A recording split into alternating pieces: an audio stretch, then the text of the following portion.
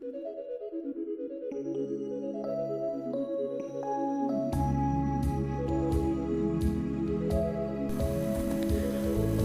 is it about some objects that invoke such a strong desire in people to hold, examine, and create a personal connection to them? Do prisoners engage with and use museum objects in a different way?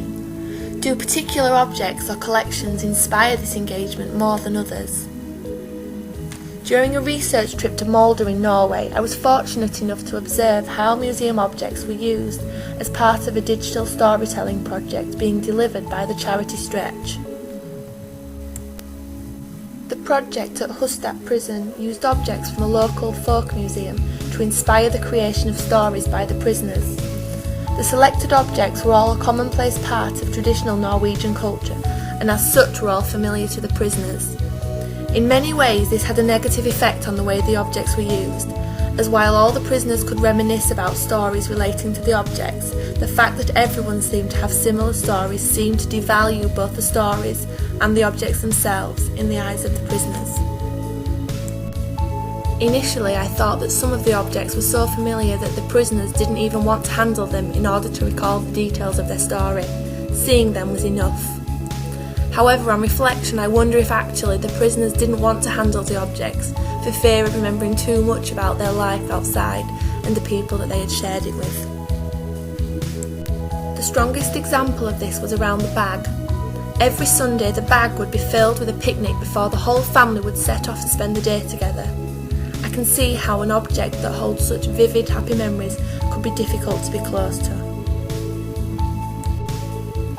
A prison environment offers a limited range of sensory experiences to those held there. Opportunities to engage the senses in different ways are therefore of great importance. This was evident in the way several of the prisoners handled the cigar box.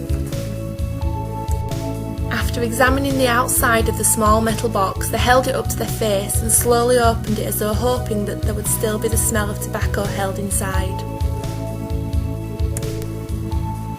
One of the objects was something I had never seen before, the berry picker, a metal cup-like object with what looked like a metal comb on the end. What was interesting about this object was that whenever any prisoner was telling me about it, they couldn't seem to help but demonstrate how it would be used rather than just talk about it.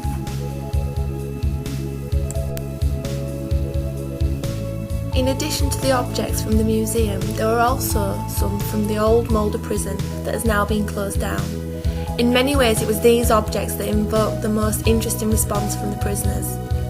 The prison tutor Oyston had made a short film telling a fictional story about what could be a possible history of a small wooden wheelbarrow.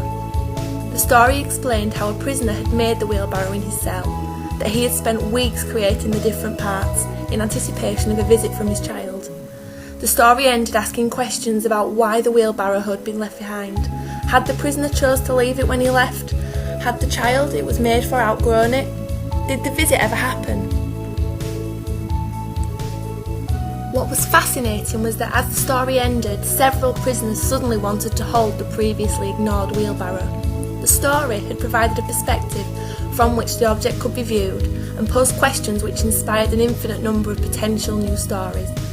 By using a fictional character that in many ways was similar to themselves, the wheelbarrow provided a degree of distance that allowed the prisoners to tell their own story without feeling that they were revealing too much about themselves. For me, the most fascinating object was a wooden structure made of pegs. While it wasn't clear what the object was, I was told that it was made by a prisoner at the old Molde prison.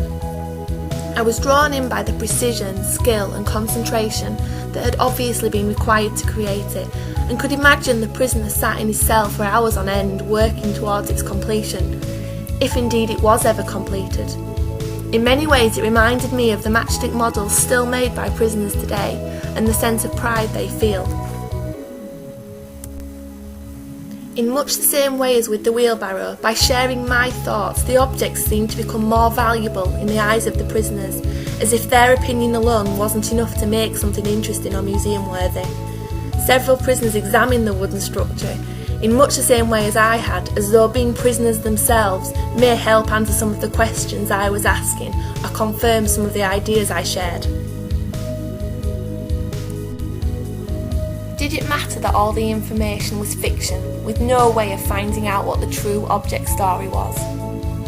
The mystery of both the wheelbarrow and the wooden structure seemed to open up new possibilities for stories that were entirely owned by the individual and could never be proven wrong or taken over by others in the same way that the familiar object stories were.